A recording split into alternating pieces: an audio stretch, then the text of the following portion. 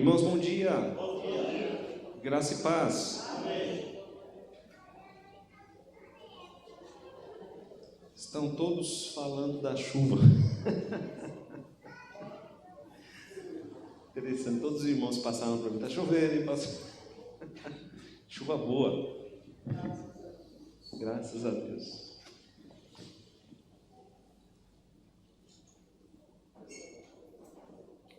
Irmãos, vamos abrir as nossas Bíblias nesse primeiro momento.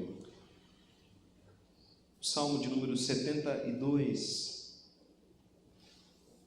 Salmo de número 72. Salmo 72.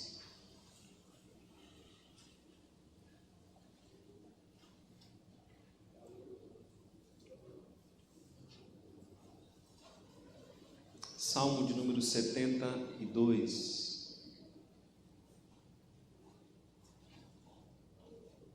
O Rei justo e o seu reinado eterno.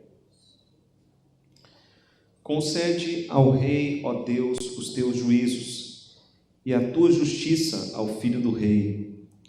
Julgue ele com justiça o teu povo, e aos teus aflitos com equidade.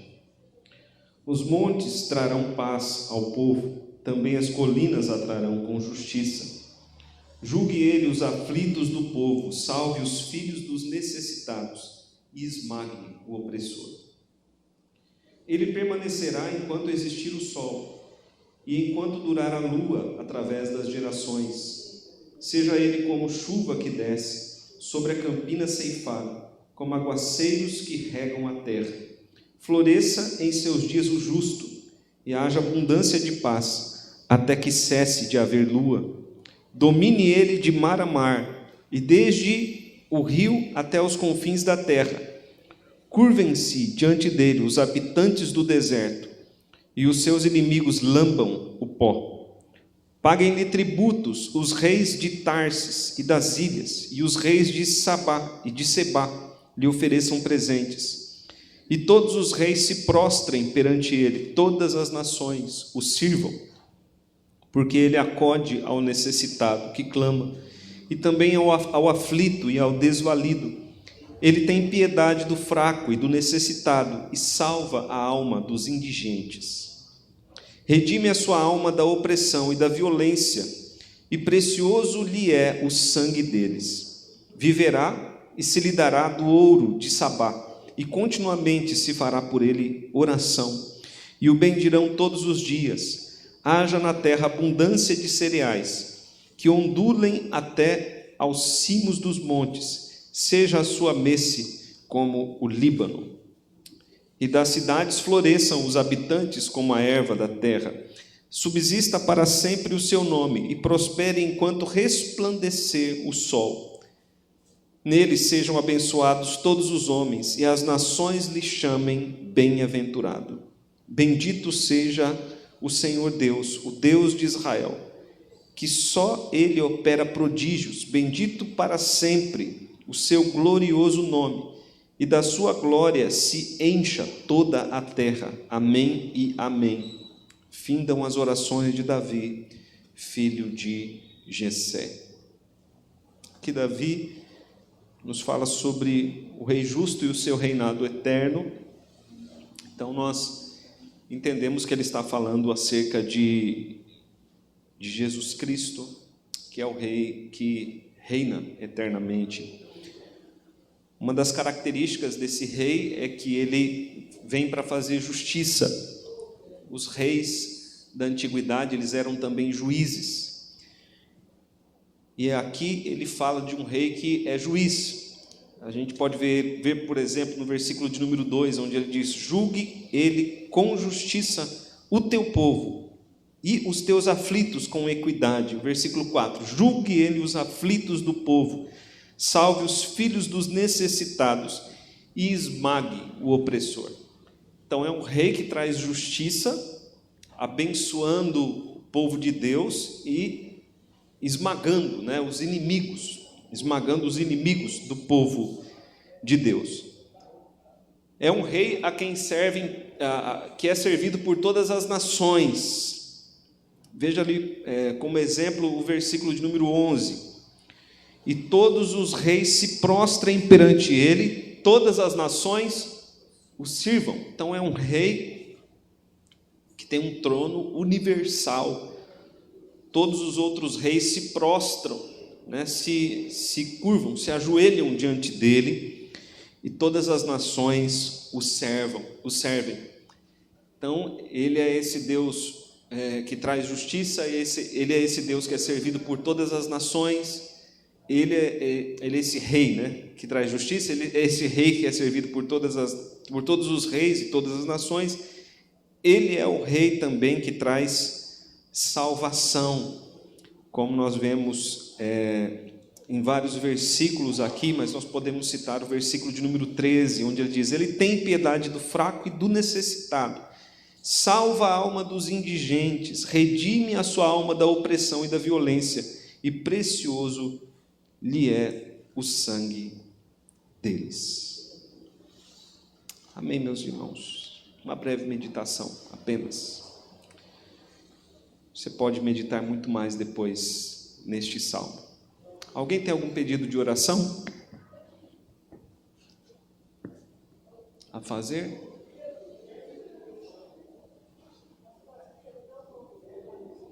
Pelo seu João? Oi? Não está legal esses dias. Está orando por ele. Vamos orar então, meus irmãos. Pai querido, em nome de Jesus Cristo, estamos, Senhor, chegando no final deste ano. Te agradecemos por este ano. Pedimos, Senhor, a Tua graça, a Tua misericórdia sobre nós. Nós nos colocamos, Pai, em oração diante de Ti. Rogamos ao Teu Santo Espírito que esteja nos dirigindo, que esteja nos conduzindo nesta manhã. Rogamos ao Teu Santo Espírito que vem estar nos ensinando da Tua palavra. E, Pai, queremos interceder também pela vida do seu João, Pai, servo Teu, homem fiel a Ti, mas, Senhor, que tem estado enfermo nesses dias. Nós pedimos a Tua graça sobre ele, que o Senhor seja com ele, que o Senhor o envolva, que o Senhor o conforte.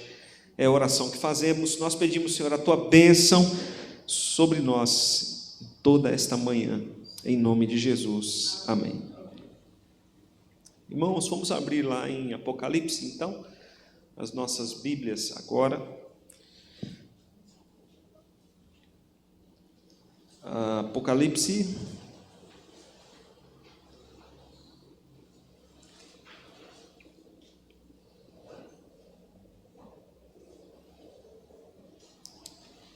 Nós vamos ler agora o capítulo de número 6. Estamos na lição de número 13.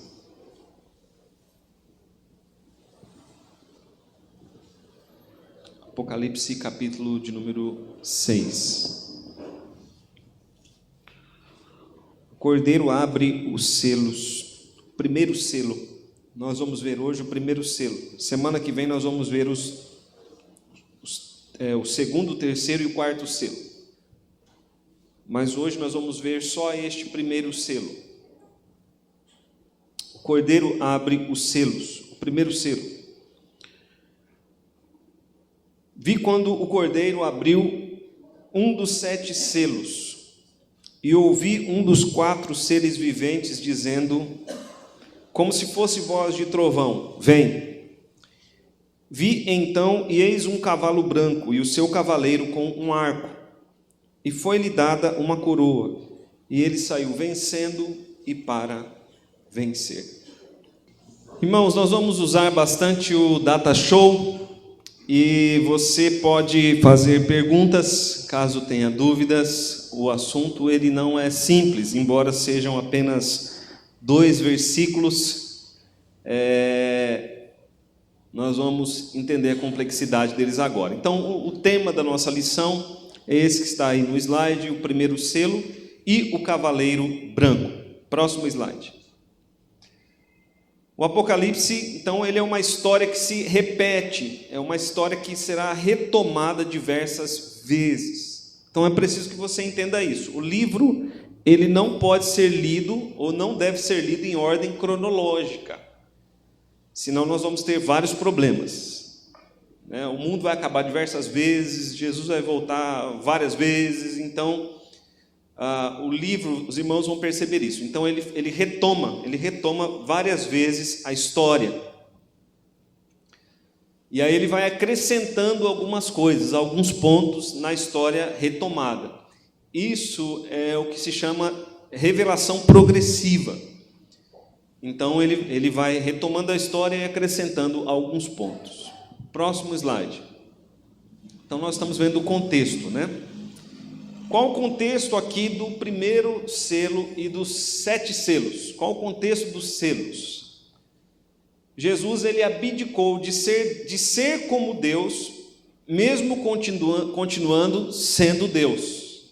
Então, ele deixou a sua glória, ele, sendo Deus, ele veio para este mundo como um homem. Jesus nunca deixa de ser Deus. Quando ele nasceu, ele era ali um menino, um bebê, e era também Deus. Quando Jesus morre na cruz, quem está na cruz é o Jesus homem e o Jesus Deus. Então não se separa, as duas naturezas elas não se separam. Só que Jesus neste mundo ele viveu como homem, e como homem ele se sujeitou a todas as leis de Deus. Então nós estamos na época do Natal. O que é a época do Natal? É a época em que nós celebramos o nascimento do menino Deus, né? Nós não falamos assim? O nascimento do menino Deus, o nascimento de Jesus. O Verbo se fez carne e habitou entre nós. Então, no princípio, era o Verbo estava com Deus e o Verbo era Deus. Se fez carne e habitou entre nós. Então, Jesus abdicou de ser como Deus, mesmo continuando a sendo Deus. Então, ele se encarnou, encarnação, viveu entre nós. Realizou a obra de Deus entre nós. A vida e a obra de Cristo nós encontramos nos evangelhos. Ele morreu na cruz e ressuscitou dos mortos. Esses fatores, nós temos que crer que são fatores históricos. São fatos históricos, porque muitos teólogos em nossos dias vão dizer que Jesus não era Deus, ele era um homem, ou ele era simplesmente um profeta, que ele não morreu na cruz, e se morreu na cruz não ressuscitou. Eles não creem na ressurreição, mas a igreja cristã acredita, a igreja crê na encarnação, na vida e obra, na morte, na ressurreição de Cristo como sendo atos históricos. Os irmãos vão entender o que isso tem a ver com a nossa lição de hoje. Próximo slide. Após a ressurreição, Jesus ele permaneceu com seus discípulos por 40 dias, ensinando os discípulos acerca do reino de Deus. Depois dos 40 dias, a Bíblia diz que ele subiu aos céus, a ascensão de Jesus, ele subiu aos céus. E quando ele subiu aos céus, ele tomou o livro das mãos do Pai. Nós vimos isso semana passada, capítulo 5 de Apocalipse. Ele tomou o livro das mãos do Pai, o livro da história, o livro dos decretos de Deus. O que significa? O que significa ter tomado o livro das mãos do Pai? Significa que ele recebeu o reino de Deus em suas mãos. Ok, irmãos? Então veja ali, o capítulo de número 5 de Apocalipse. Estamos vendo o contexto. Capítulo 5 de Apocalipse, versículo 6. Então vi no meio do trono e dos 4 seres viventes, e entre os anciãos de pé, um cordeiro como tendo sido morto, como tendo sido assassinado. Ele tinha 7 chifres, bem como 7 olhos, que são os 7 Espíritos de Deus enviados por toda a terra. Então este cordeiro que foi morto, ele veio, pois, e tomou da mão direita daquele que estava sentado no trono, tomou o livro. Veio, pois, e tomou o livro da mão direita daquele que estava sentado no trono. E quando tomou o livro, os 4 seres viventes e os 24 anciãos prostraram-se diante do cordeiro. Então ele toma o livro nas mãos, o livro da história, o livro dos decretos de Deus. Jesus toma este livro na mão, e este livro representa que Jesus Cristo agora, ele reina. Amém, queridos? O significado é esse. Jesus agora, ele reina. Próximo slide. Com o livro, com o reino nas mãos, ele governará até que tenha vencido todos os inimigos. Então, o que Jesus está fazendo agora, neste momento? Ele está reinando, subjugando todos os inimigos serão subjugados. Todos eles serão humilhados. E o último inimigo a ser vencido é a morte.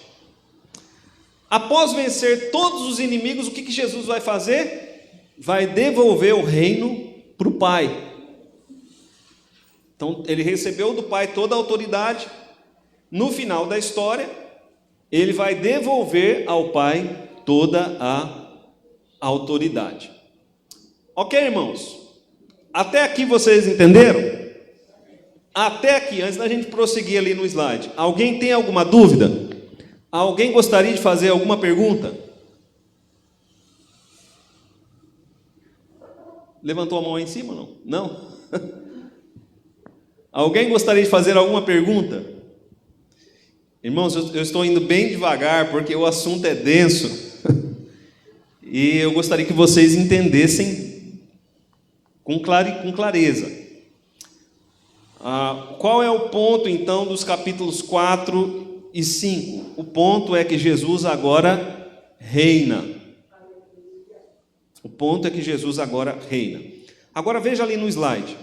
Seu primeiro ato após sua subida aos céus foi derramar e enviar o Espírito Santo para que imediatamente o Evangelho fosse proclamado entre as nações.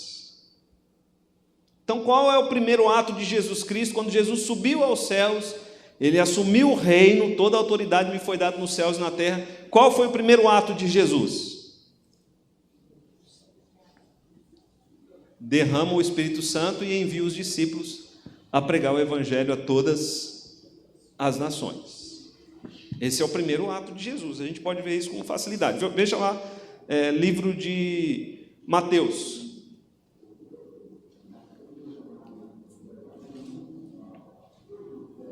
Capítulo 28. Eu sei que isso é bastante batido para algumas pessoas, mas para outras pessoas não. Nós temos pessoas novas na igreja, então é importante nós repassarmos. Então é o primeiro ato de Jesus, ao subir aos céus, foi derramar o Espírito Santo, enviar o Espírito Santo para que o Evangelho fosse proclamado entre as nações. Mateus capítulo 28, versículo 18, diz assim: Jesus, aproximando-se, falou-lhes, dizendo: toda a autoridade me foi dada no céu e na terra. Então ele recebeu a autoridade do Pai. A autoridade lhe foi dada, lhe foi concedida. Ide, portanto, fazei discípulos de todas as nações, batizando-os em nome do Pai, e do Filho e do Espírito Santo. Agora vai lá para Atos, capítulo 1. Atos, capítulo 1, versículo de número 8.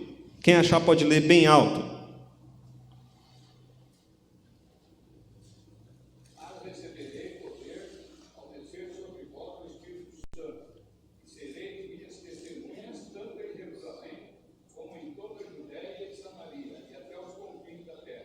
Então Jesus está dizendo: olha, eu vou subir, aqui em Atos ele está dizendo, eu vou subir e vou derramar o Espírito Santo. Vocês vão receber o Espírito Santo, vão receber, portanto, poder para pregar o Evangelho, em todos os lugares.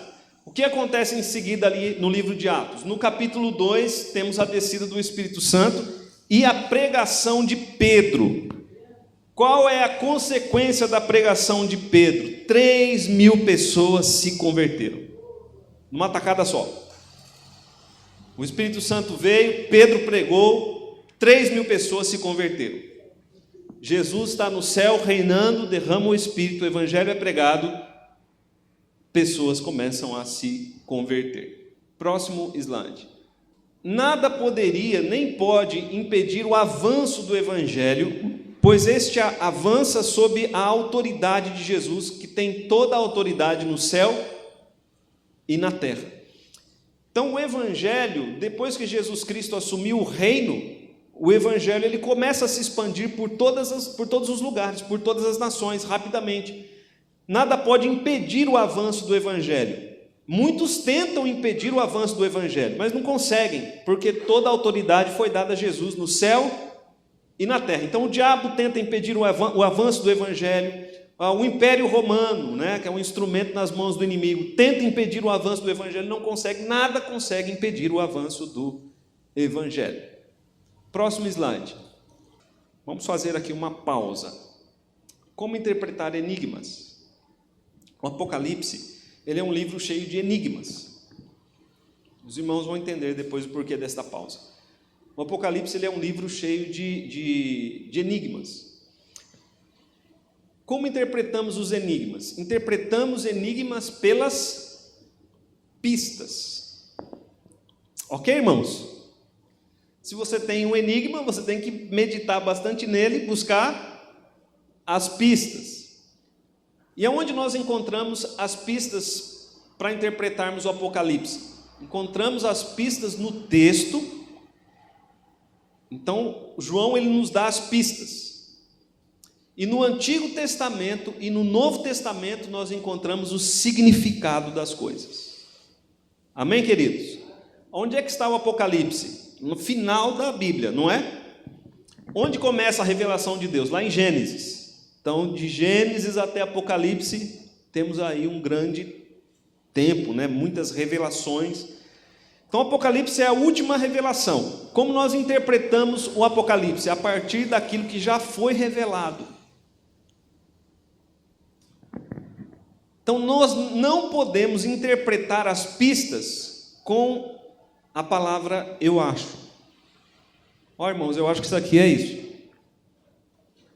Porque fica muito vago, porque cada um pode achar um acho, não é? Então nós temos que interpretar as pistas com base naquilo que o Antigo Testamento e o Novo Testamento já nos revelaram. Então é assim que nós interpretamos as pistas, né? Os enigmas do Apocalipse. Próximo slide. Então vamos interpretar o primeiro selo e o cavaleiro branco. Apocalipse capítulo 6. Nós já vimos aí um contexto, como interpretar enigmas. Vamos voltar nessa questão dos enigmas daqui a pouco, né? Apocalipse capítulo 6, versículos 1 e 2. Então a gente está vendo ali um cavalo branco. Tem também o cavaleiro, mas na imagem só coloquei o cavalo. Né? Vamos ler novamente os versículos 1 e 2. Vi quando o cordeiro abriu um dos 7 selos, e ouvi um dos 4 seres viventes dizendo, como se fosse voz de trovão: vem. Vi então, e eis um cavalo branco, e o seu cavaleiro com um arco, e foi-lhe dada uma coroa, e ele saiu vencendo e para vencer. Então, o que significa, né, esse cavalo branco e o seu cavaleiro? Próximo slide.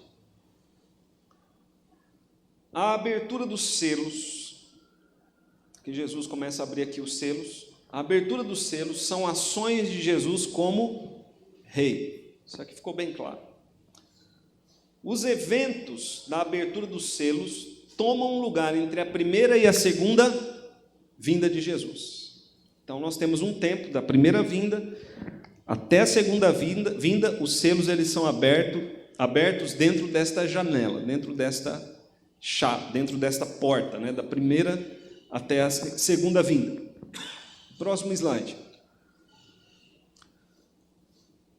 Qual é o pano de fundo? O pano de fundo para estes cavaleiros é o livro de Zacarias. Vamos abrir lá a Bíblia em Zacarias. Lá no Antigo Testamento, um dos últimos livros do Antigo Testamento, Zacarias, capítulo de número 1, primeiro.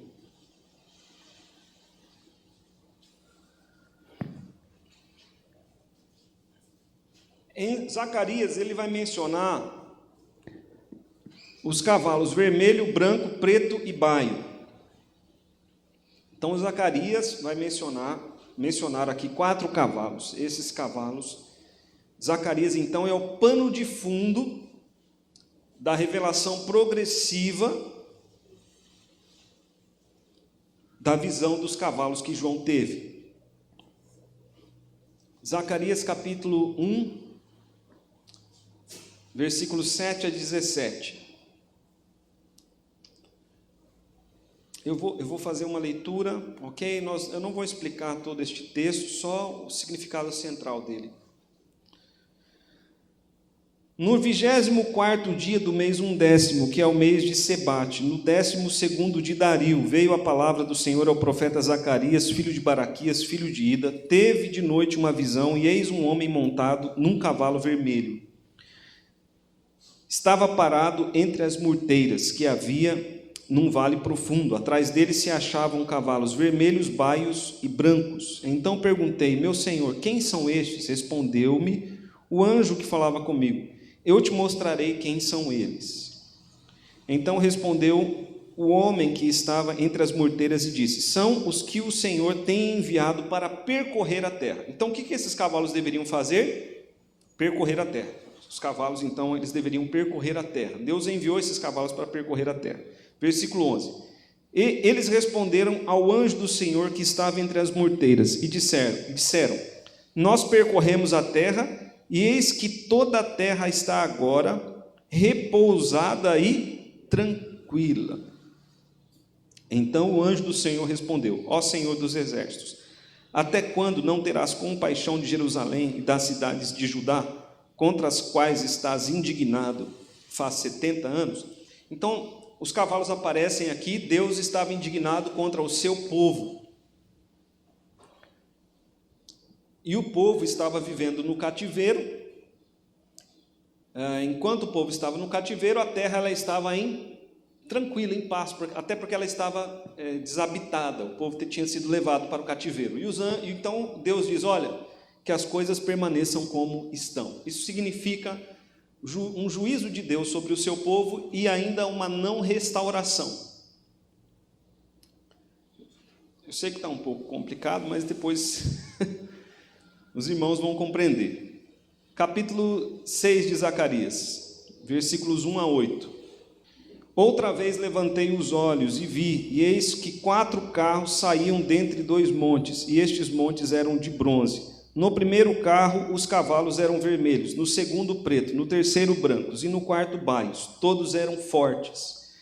Então perguntei ao anjo que falava comigo: que é isto, meu senhor? Respondeu-me o anjo: são os 4 ventos do céu, que saem de onde estava perante o Senhor de toda a terra. O carro em que estão os cavalos pretos sai para a terra do norte, e o dos brancos após ele, e o dos baios para a terra do sul. Saem assim os cavalos fortes, forcejando por andar avante para percorrer a terra. O Senhor lhes disse: ide percorrer a terra, e percorriam a terra. E me chamou e me disse: eis que aqueles que saíram para a terra do norte fazem repousar o meu espírito na terra do norte. Essa segunda visão de Zacarias, nessa segunda visão, os cavalos eles vão para lugares diferentes, eles se separam.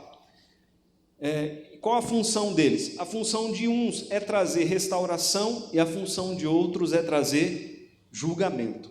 Então, há uma mescla de restauração e de julgamento. Vamos caminhar pelos slides. Depois você pode ler com calma o pano de fundo aqui de Zacarias. Irmãos, não tem como a gente estudar Apocalipse sem ver muitos detalhes em torno, porque como são enigmas, a gente precisa interpretar a partir daquilo que já nos foi dado. Próximo slide. Em Zacarias 1, 7 a 17, a função dos cavalos é percorrer a terra e mantê-la pacificada, após Deus ter castigado o seu povo por tempo determinado, que são 70 anos. Próximo slide. Em Zacarias 6, 1 a 8, Deus revela que as ações benéficas sobre o seu povo, e ao mesmo Deus revela aqui as ações benéficas sobre o seu povo e, ao mesmo tempo, suas ações de julgadoras sobre os ímpios serão desencadeadas com as corridas daqueles cavalos. Coisas que eu já expliquei. Próximo slide. O que representam, então, os cavalos em Zacarias? Zacarias é o nosso pano de fundo. O que representam os cavalos em Zacarias? Eles representam primeiro juízo, disciplina, lá no capítulo 1. Depois eles representam no capítulo 6 misericórdia, restauração da disciplina e juízo final sobre os inimigos do povo de Deus. Os cavalos de Apocalipse, eles vão ter o mesmo significado. Eles vão mesclar misericórdia, justiça e juízo final. Ok, irmãos?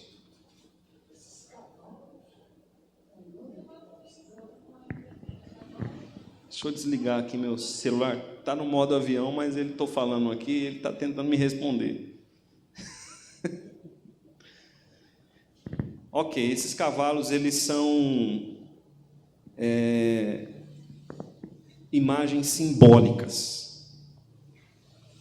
Imagens simbólicas. Não vamos imaginar realmente, que eles existem literalmente. São imagens simbólicas. Os símbolos, eles trazem significados.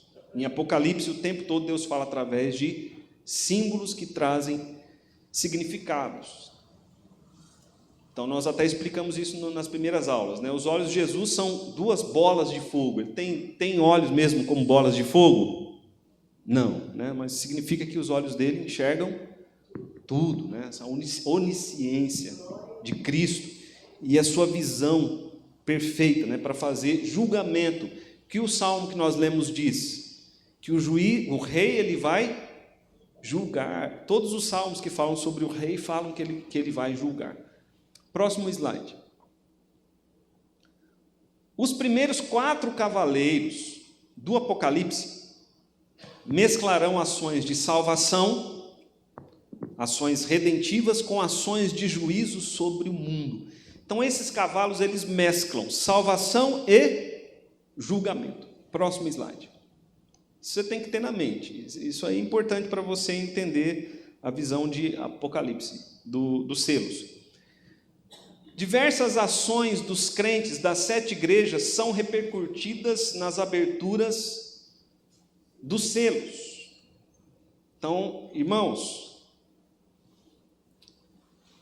ouçam isso.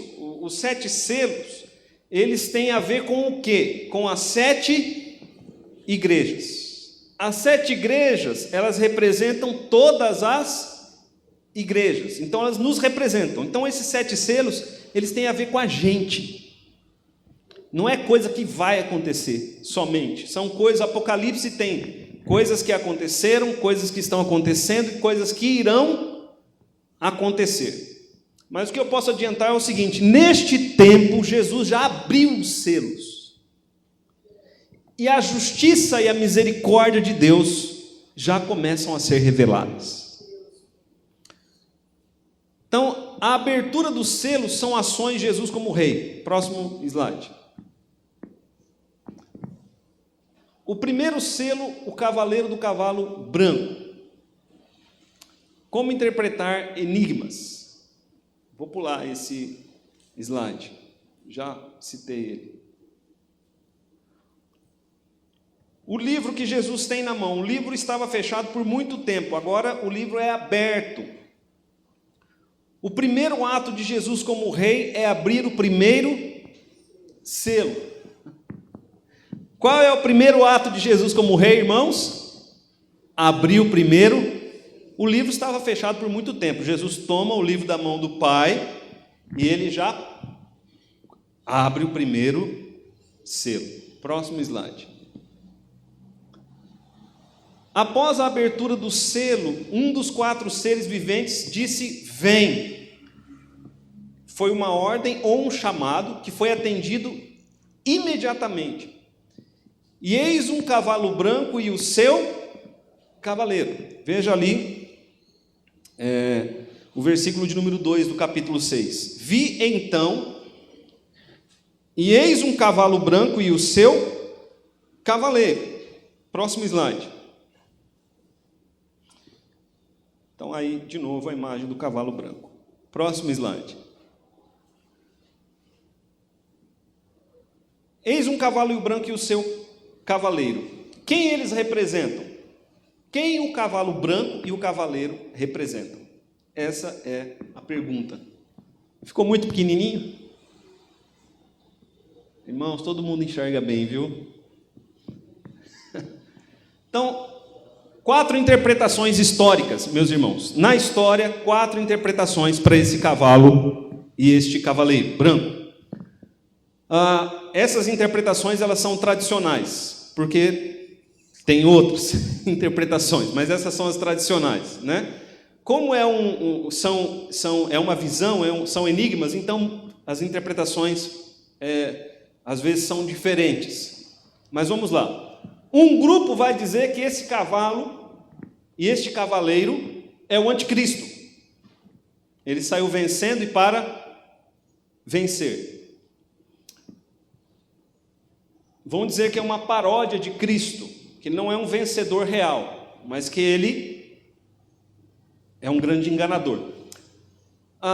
Um outro grupo vai dizer que é uma referência a conquistas militares e a guerras.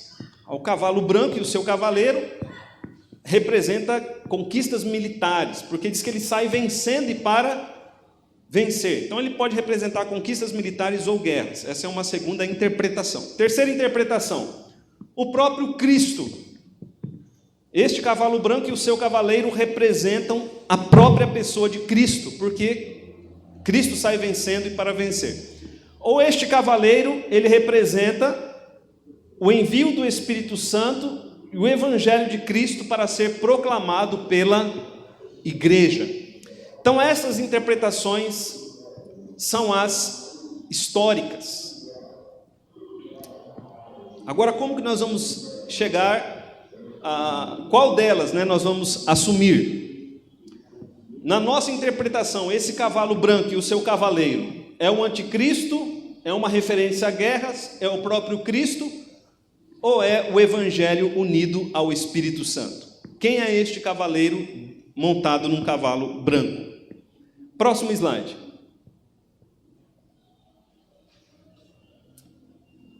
Interpretamos as pistas com base na revelação bíblica. Devemos interpretar textos difíceis comparando-os com outros textos bíblicos. Assim não vamos falar o que achamos, mas vamos falar aquilo que a Escritura revela. Em Apocalipse, ninguém pode afirmar 100% da sua interpretação. Então é interessante isso, né? Os doutores do Mackenzie, eles sempre falam isso. Olha, ninguém pode dizer que é 100% isso. Mas vamos ver o que as pistas bíblicas dizem. Para onde as pistas nos levam. Próximo slide. Eis um cavalo branco e o seu cavaleiro. Quais são as pistas? Olhe para o texto. Vi quando o cordeiro abriu um dos 7 selos e ouvi um dos 4 seres viventes dizendo, como se fosse voz de trovão, vem. E então, eis um cavalo branco. Então a primeira pista aqui é um cavalo branco. Ok, irmãos? Segunda pista, e o seu cavaleiro tem o quê? Um arco. E foi-lhe dada também uma... E ele saiu vencendo e para... Então nós temos 4 pistas desse cavalo e desse cavaleiro. O cavalo é branco, o cavaleiro tem um arco, uma coroa e uma declaração. Declaração que diz que ele saiu conquistando e para conquistar. Algumas traduções, né, como a que nós lemos aqui, vencendo e para vencer. Mas a que mais se aproxima do original talvez seja esta, né? Isso é o conquistador, se referindo a uma pessoa, né? E saiu conquistador e para conquistar. Então nós temos 4 pistas para revelarmos, para buscarmos decifrar o enigma do cavaleiro no cavalo branco. Próximo slide. Primeira pista, o cavalo ele é branco. Apocalipse 19:11 é dito que Jesus monta em um cavalo branco. Alguém pode ler?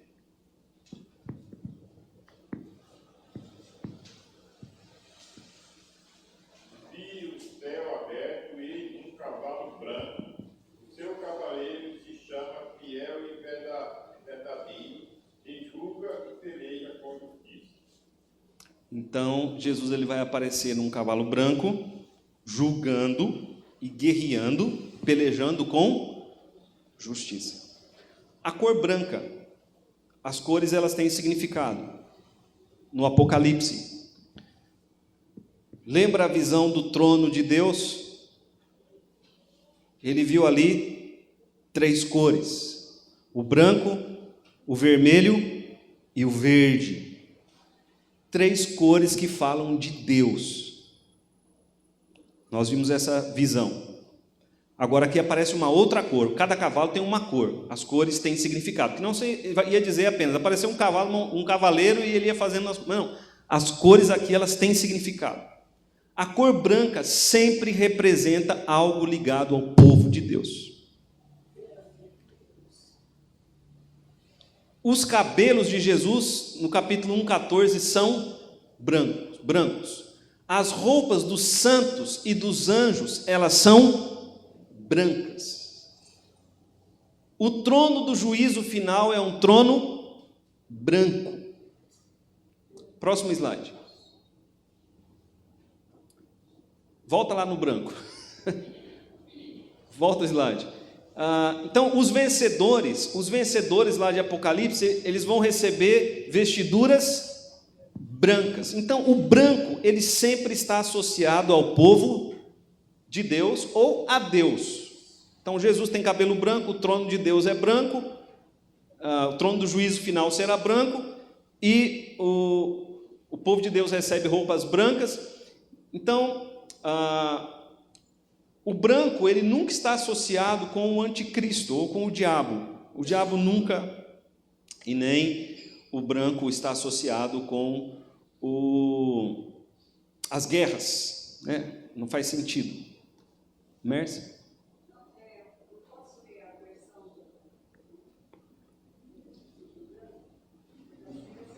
e vi o céu aberto, e eis um cavalo branco, que estava sentado sobre ele, chama-se Fiel e Verdadeiro, e julga e peleja com justiça.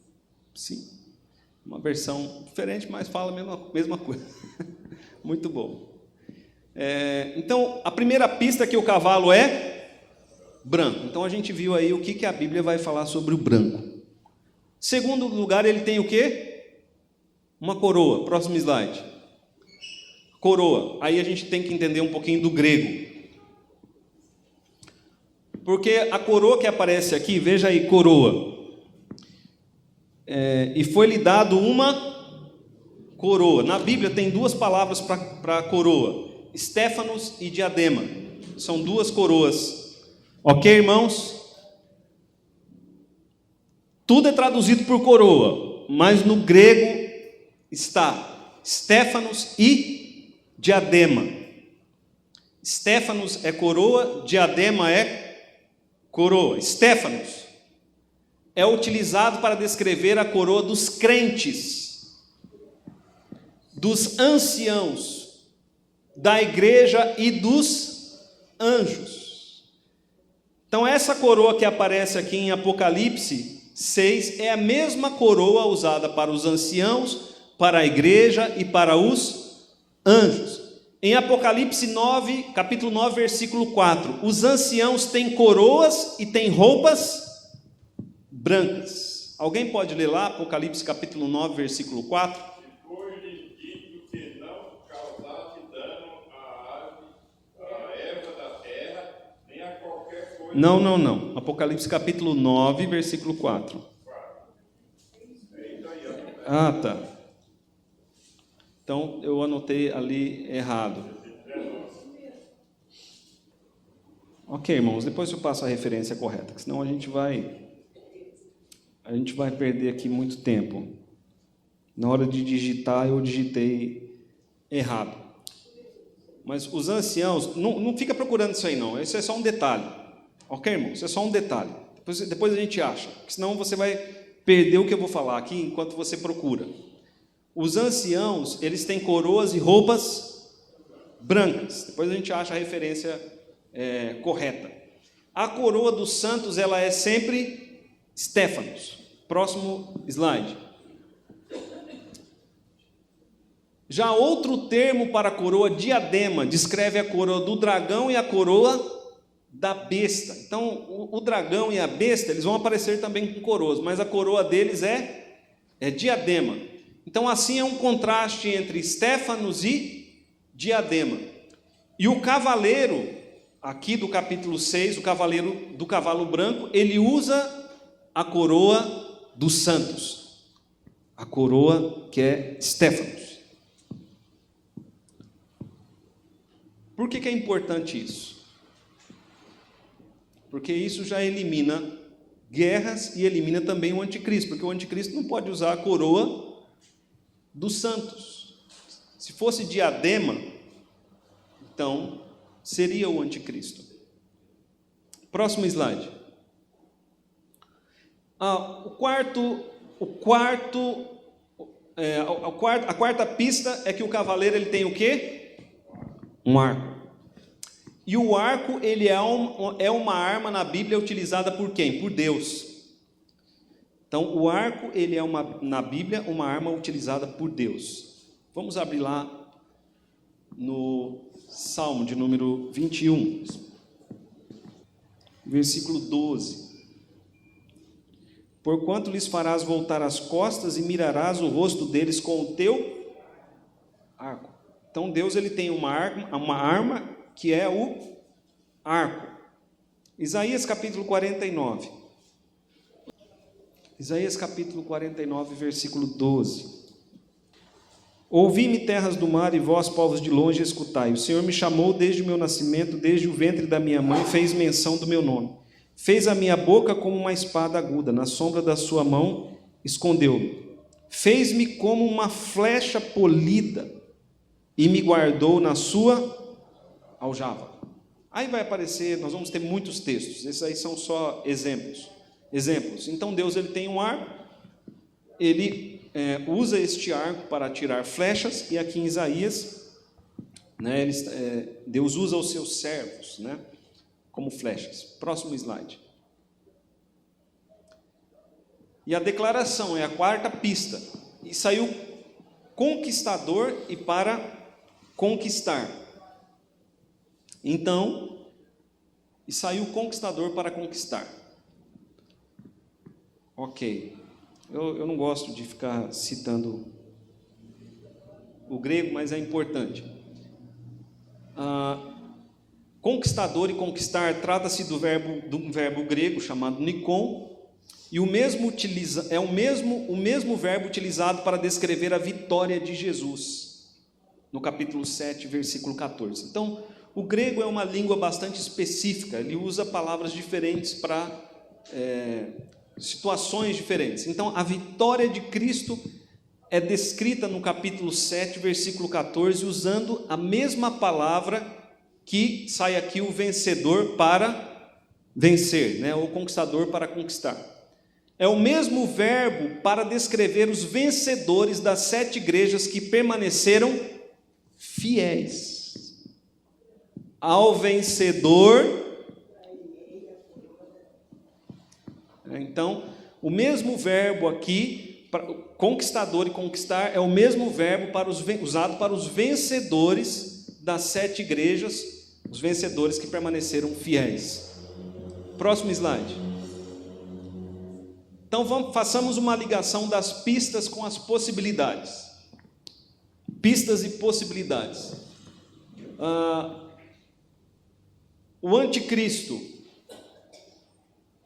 ele poderia estar montado neste cavalo branco, que representa, né, Jesus, o povo salvo e os atos de Deus. O anticristo, ele poderia estar usando a coroa, que é a coroa dos santos, Stéphanos. Ele poderia estar usando a arma de Deus, que é o arco.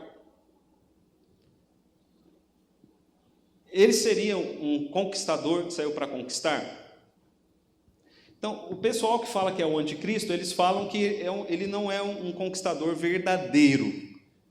Falam que é uma paródia, né, o anticristo é uma paródia de Cristo. Ele é um imitador de Cristo. Só que o texto não parece estar dizendo isso em nenhum lugar. O texto está descrevendo uma abertura de um selo, né? O primeiro ato de Cristo como rei é a abertura deste selo. Pode ser guerras ou conquistas militares? Faz sentido este cavaleiro ser guerras mundiais, né? Faz sentido? Não faz sentido, não vou nem ligar com as possibilidades. Agora, estas duas últimas é o que parece ser mais. Pode ser Jesus Cristo? Jesus Cristo usa um cavalo branco? Sim. Jesus Cristo aparece com coroa? Sim. Estéfanos, né? Jesus Cristo, ele é Deus, ele usa a arma de Deus? Sim. Jesus Cristo, ele saiu conquistador para conquistar? Sim. Então pode ser Jesus. Pode ser o evangelho proclamado depois da vinda do Espírito Santo, né? Depois que o Espírito Santo vem, pode ser o evangelho. Os crentes, esse cavalo branco, né? O branco, ele é relacionado aos crentes? Sim. Os crentes também aparecem com coroas? Sim. Os crentes são como flechas nas mãos de Deus? Sim.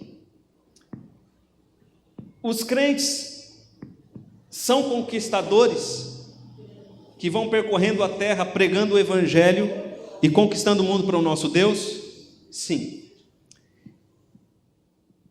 Irmãos, essas duas coisas, eu acredito que são as duas coisas: Jesus, o Evangelho e o Espírito Santo.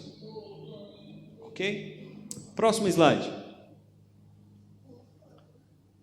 Façamos as perguntas. A abertura do primeiro selo foi o primeiro ato de Jesus como rei após a sua subida aos céus. Primeiro selo, primeiro ato de Jesus. O primeiro ato de Jesus, o primeiro ato de Jesus após subir aos céus, seria dar poder ao anticristo? Irmãos, vocês estão compreendendo? O primeiro ato de Jesus Cristo como rei seria dar poder ao anticristo? Seria guerras? Seriam guerras? Não, até porque guerras vão aparecer depois nos outros cavalos. Seria ele mesmo se declarar como vencedor? Talvez sim, porque ele diz: toda a autoridade me foi dada no céu e na terra. Seria enviar o Espírito Santo para que o evangelho fosse pregado de forma vitoriosa? Sim. Ele disse aos seus discípulos: ide por todo mundo, pregar o evangelho a toda criatura. Então ele deixa claro para os seus discípulos, né? Vocês vão, toda a autoridade me foi dada no céu e na terra, então vocês vão. E o que ele diz para os discípulos? Eis que eu estou convosco todos os dias, até a consumação dos séculos. Próximo slide. Vamos dar uma olhada na história, na sequência histórica. Jesus morreu, ressuscitou, subiu ao céu, derramou o Espírito Santo, o evangelho começou a ser proclamado, a primeira pregação trouxe 3.000 conversos entre os judeus.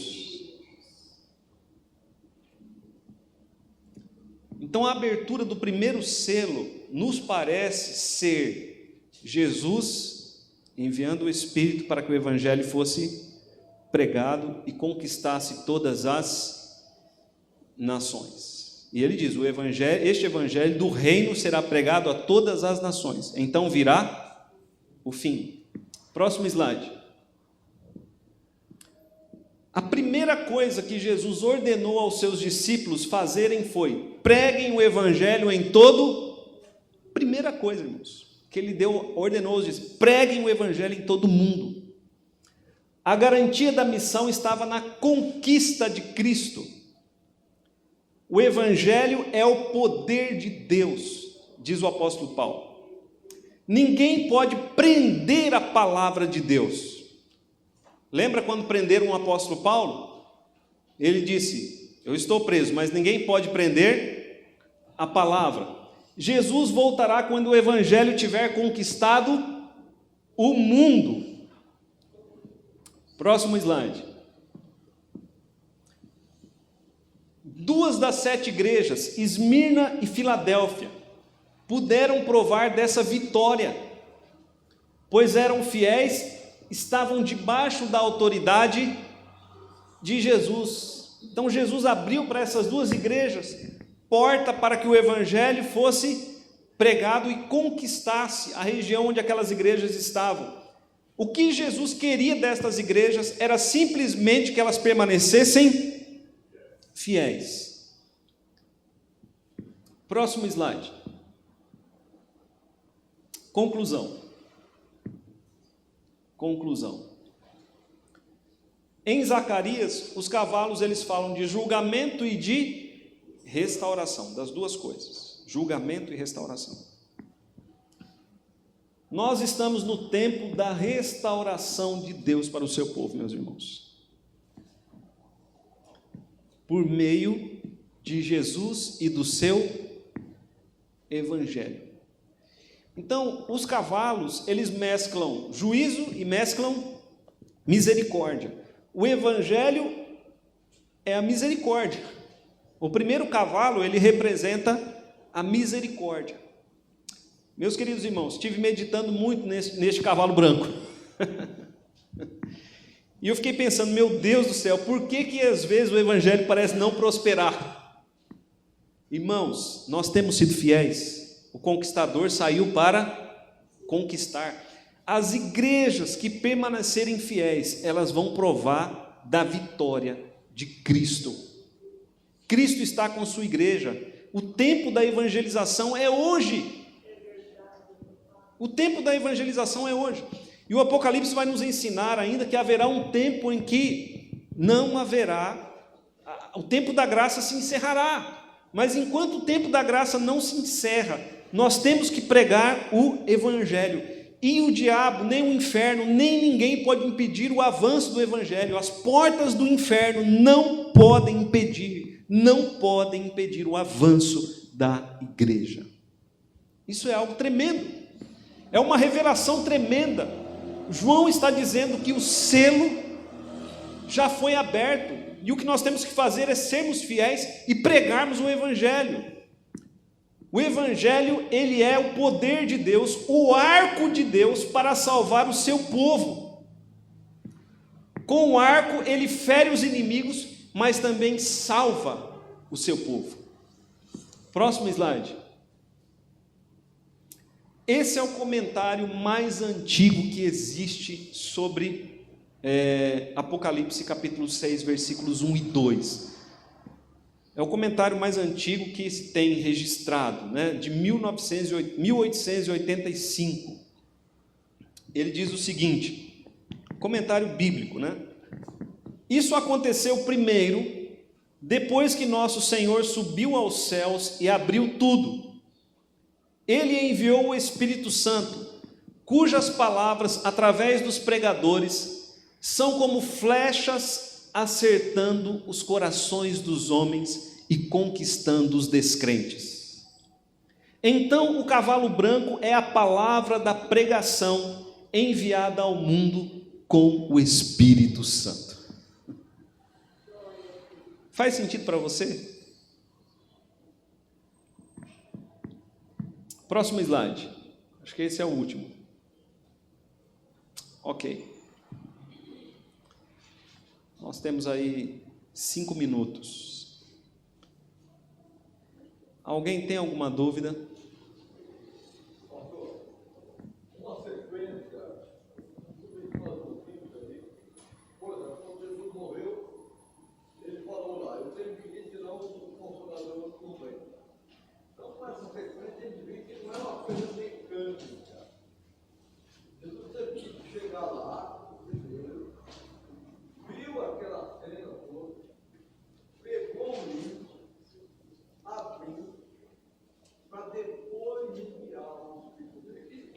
Exatamente. É isso mesmo. O presbítero Manuel está dizendo que não foi algo mecânico, mas que Jesus, o derramamento do Espírito, não foi algo mecânico, mas que ele subiu aos céus, recebeu a autoridade. Aí, então, ele derramou o Espírito para que o Evangelho fosse pregado. E Jesus disse para os seus discípulos, como se ele tivesse dito, né? Fiquem em Jerusalém em oração. Só depois que o Espírito Santo for derramado, é que vocês devem pregar o Evangelho. Por quê? Porque o Evangelho, ele só arrebenta os corações, só constrange, só leva o homem à conversão pela ação do Espírito Santo de Deus. Recebereis poder ao descer sobre vós o Espírito Santo, e aí então vocês serão minhas testemunhas. O Evangelho, a pregação do Evangelho não pode ser dissociada da ação do Espírito Santo. E aí a igreja tem que buscar duas coisas. A igreja tem que buscar a palavra e o Espírito. A igreja tem que buscar, como disse Davi, né? Lá em 1 Crônicas, ele diz, né? Buscai a Deus e o seu poder. Então nós temos que buscar a presença de Deus, conhecimento de Deus, a presença de Deus e o poder de Deus para que o Evangelho seja pregado. Quando ele fala aqui, saiu o conquistador, veja ali, saiu vencendo e para vencer, isso não é uma batalha, é uma guerra. Descreve também uma guerra espiritual, uma batalha.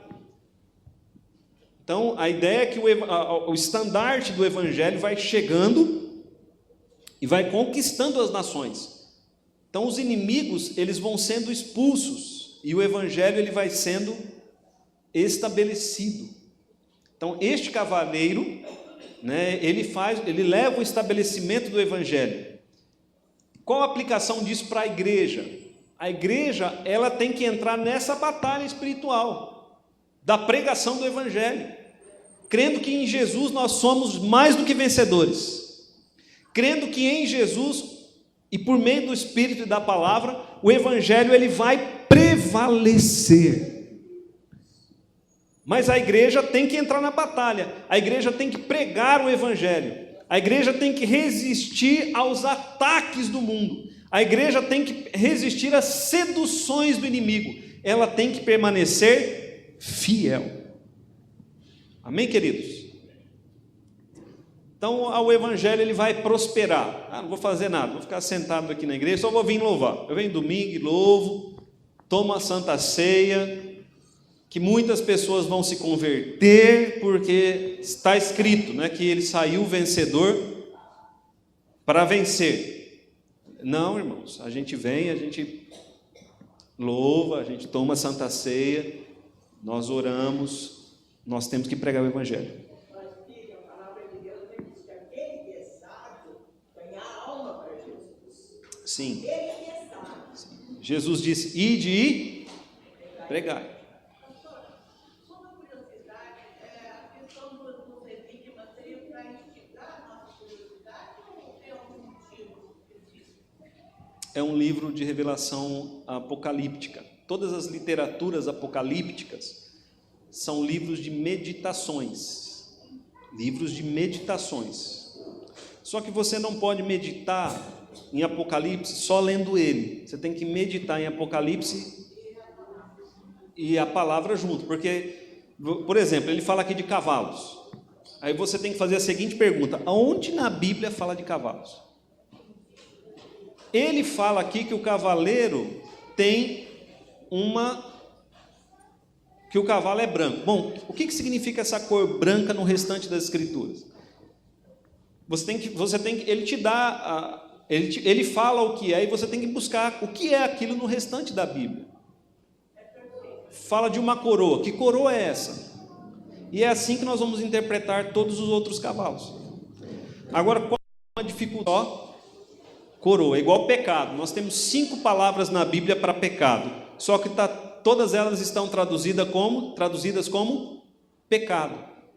E aí nós temos que ir lá no original e ver a que pecado aquilo está se referindo. Então, algumas coisas, esses detalhes nós vamos trazer aqui para os irmãos. Mas mesmo se você não tiver o original grego, você consegue fazer as interpretações comparando a Escritura com as Escrituras. Era assim que os reformadores faziam. Eles comparavam as Escrituras com as Escrituras, porque a resposta para o aparente enigma de João, porque é uma revelação, Apocalipse é uma revelação que é dada aos santos. As respostas, elas estão dentro das Escrituras. Agora é preciso meditar, buscar, ler o restante das Escrituras. Então muitas pessoas, elas leem só o Apocalipse e interpretam o Apocalipse a partir do próprio Apocalipse. Aí elas fazem uma grande confusão, porque é difícil. E é como eu disse aqui no meio da aula, nós precisamos ter a humildade de dizer, olha, esse é o nosso entendimento. Então são 4 visões tradicionais sobre o cavaleiro.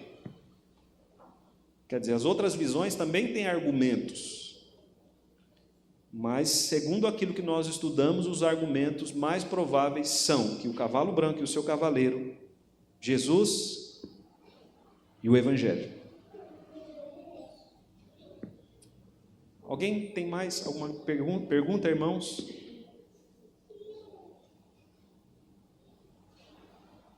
Ok, então semana que vem nós vamos ver os 3 próximos selos.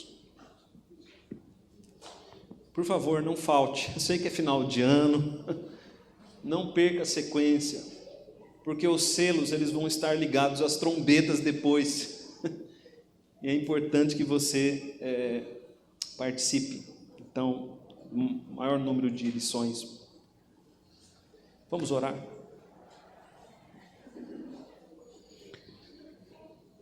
Pai querido, em nome de Jesus Cristo, colocamos diante de Ti as nossas vidas e rogamos, Pai, a Tua graça e a Tua misericórdia para entendermos as Escrituras, ó Deus, para entendermos aqui essa revelação de João, que foi dada a João, que é dada à igreja. Agora, Pai, nós oramos para que esta mensagem do cavalo branco e o seu cavaleiro, oramos, ó Deus, para que esta mensagem encontre lugar em nossos corações. Pai bendito, nós precisamos ser ativos na proclamação do Evangelho.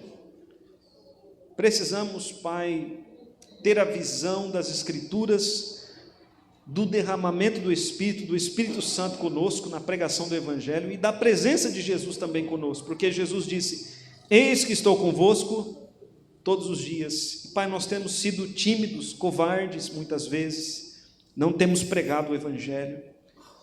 Pedimos, Pai, a Tua misericórdia, a Tua graça, ó Deus amado, se não temos sido fiéis, e por isso as portas estão fechadas, pedimos ao Senhor perdão, pedimos, ó Deus, a Tua graça para sermos fiéis, para que haja o agir de Deus através de nós, na cidade onde estamos. Em nome de Jesus oramos. Amém.